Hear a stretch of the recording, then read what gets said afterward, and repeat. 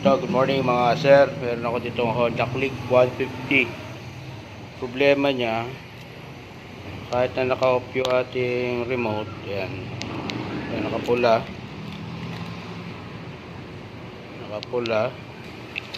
pero napipihit yung kanyang knob. Yan, naka-open siya, na-open. Pero hindi siya mag-i-start. Hindi siya andar. Problema lang, napipihit siya kahit na naka-off yung ating remote. Nakapatay yung kanyang remote. Nakapula yan eh.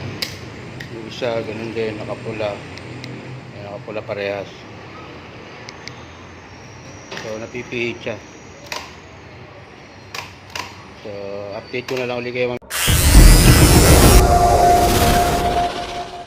So ito mga tropa, natanggal ko na. So ayan, kahit na nakabaklas siya sa ron, napipihit pa rin siya. Umiikot pa rin siya, pero nakabaklas siya dun sa kanyang electrical system. Pero napipihit pa rin siya. So ang titignan ko dito yung kanyang parang solenoid dito sa loob, yung pumipigil para hindi siya mapihit. Meron sa pinaka solenoid dito. So baklasin ko muna mga tropa. Ito mga tropa, napaklas ko na. Kung makita nyo, full dumi siya. Ayan, parang alikabok.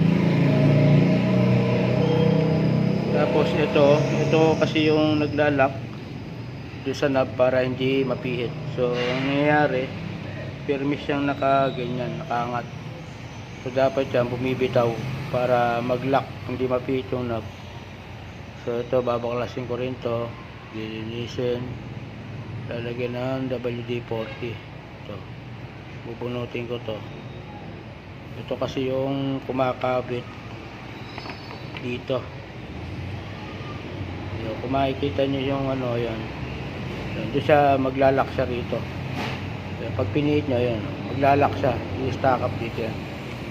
So ang nangyayari sa kanya, hindi siya naglalak, kaya napipihit to yung knob niya. Yan, ayun yung pinakalock niya, yun, hindi siya naglalak. So ito, babaklasin ko muna to mga tropa.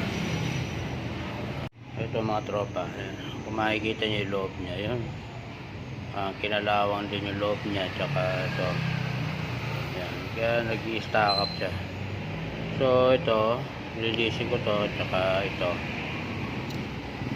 tapos lalagyan ng konting WD-40 para lulubrigat lang, hindi masyado marami, parang babasahin mo lang siya, parang pinawisan lang, hindi mo siya kailangan punuin.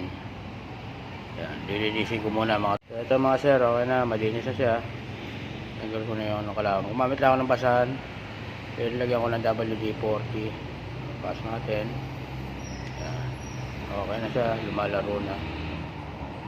Ito, kawit nya, lagyan ko ng konting grasa. Ito yung kanyang lock.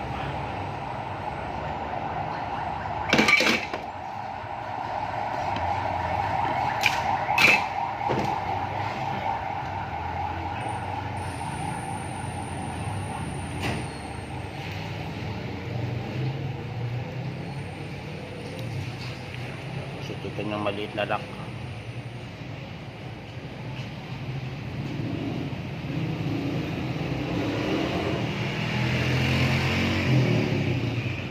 Sobrang liit ng kanyang lock.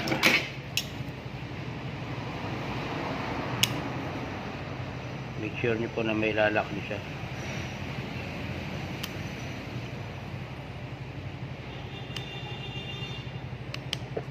Yun. So ayan po yan. Once na in-open nyo kasi siya, bababa yan. Yan. Pagbaba nyan, mapipihit nyo na yung pinaka knob. Yan po ang function po nyan. Okay po, picture na lang ulit kayo mamaya. So ito, akin na siya mga tropa. So ito, i-off ko. May naka-off, parehas na naka-off yan pula. So hindi mo na siya mapipihit. Yan. So ngayon gagawin ko, open. Pag pinindot mo ngayon yung push start, maririnig nyo ngayon tutunog dito. Ibig sabihin, magre-release yung kanyang lock. Marinig nyo yan. Yun. Tapos, napipihit na yan. Yun. Yan, naka-open na yung kanyang panel. Yan. Then, pag in-off ko siya uli, yan, naka-on pa rin yan. Pag in-off ko siya, pagka mamamatay na yan, marinig nyo, tutunog uli yan.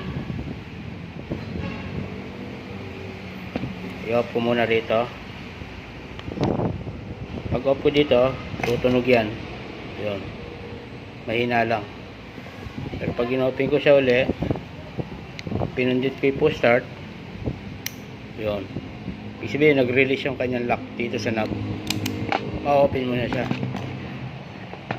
So, yun lang mga tropa. Sana ay nakatulong ako sa inyo. At pag naka-encounter kayo ng ganun, check nyo lang dito. Baklasin nyo. So, yun lang. God bless mga tropa.